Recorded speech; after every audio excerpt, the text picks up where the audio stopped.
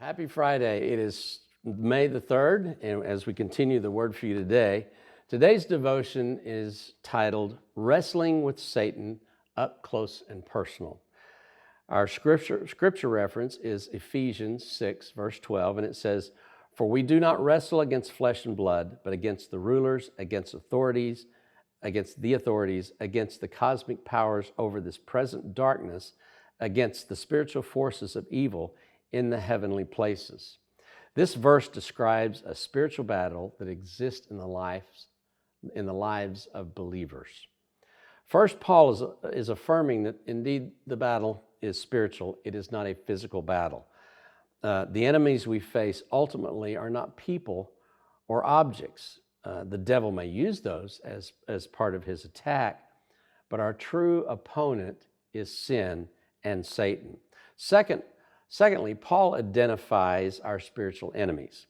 Starts with rulers, seem to indicate the top level of some evil spiritual forces, of the evil spiritual forces. Then he mentions authorities, refers to maybe a general force of evil that is attacking believers. Cosmic powers seems to refer to the worldwide nature of this spiritual battle. And then finally, evil in the heavenly places, again, emphasizes that the battle is beyond this physical world that we know and understand. So, what does this all mean to us? Well, first of all, we really need to understand that Paul is talking about a spiritual battle. And when we go toe-to-toe with the devil, we are going to lose. There's no chance of winning. We have to have God as our source of strength and power and all the resources that He's given us. So what does it mean to us? Well, Paul is stressing that the battle is spiritual, not physical, and our warfare as Christian consists of a fight with an unseen enemy. We live in a world where we almost don't know what's real anymore with the surgence of AI, artificial intelligence, and the dark web. There's so many things out there that we don't really know about and understand, but it exists. And it's not necessarily physical, even though it might have physical results. These things are things that are influencing, and there may be things that pop up on social media that is totally artificially created, but it looks so real that we can believe it. So we already, in this day and age, live in a world where sometimes we don't even know what is real and what is not real.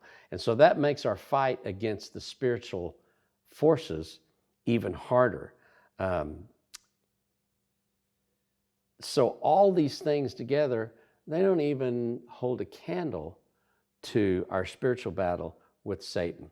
So here's what we need to do. As believers, as people of God, we need to develop a plan. In 1 Peter, the 5th chapter, verses 8 and 9, it says this: "Be alert and of sober mind. Your enemy, the devil, prowls around like a roaring lion looking for someone to devour. Resist him, standing firm in the faith, because you know that the family of believers throughout the world is undergoing the same kind of sufferings." Humanly speaking, victory is impossible. We must stand aside and let God have control of our lives. Then He will fight that battle for us.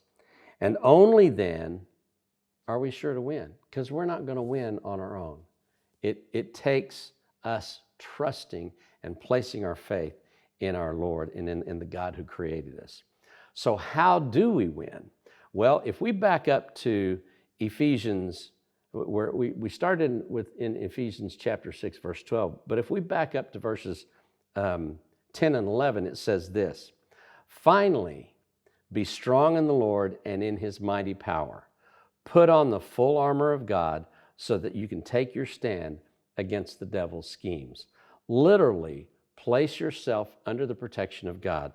The helmet, the breastplate, the belt, all those things that God has laid out for us, that includes the source of our Bible study, being with believers, being with people who can help us through those moments when we are weak.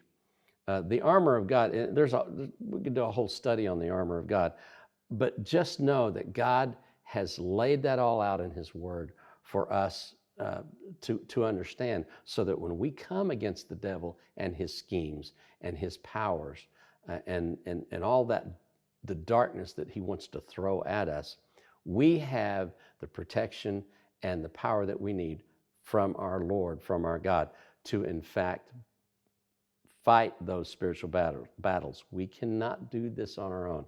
It requires surrendering to our God, who then can empower us to face those challenges.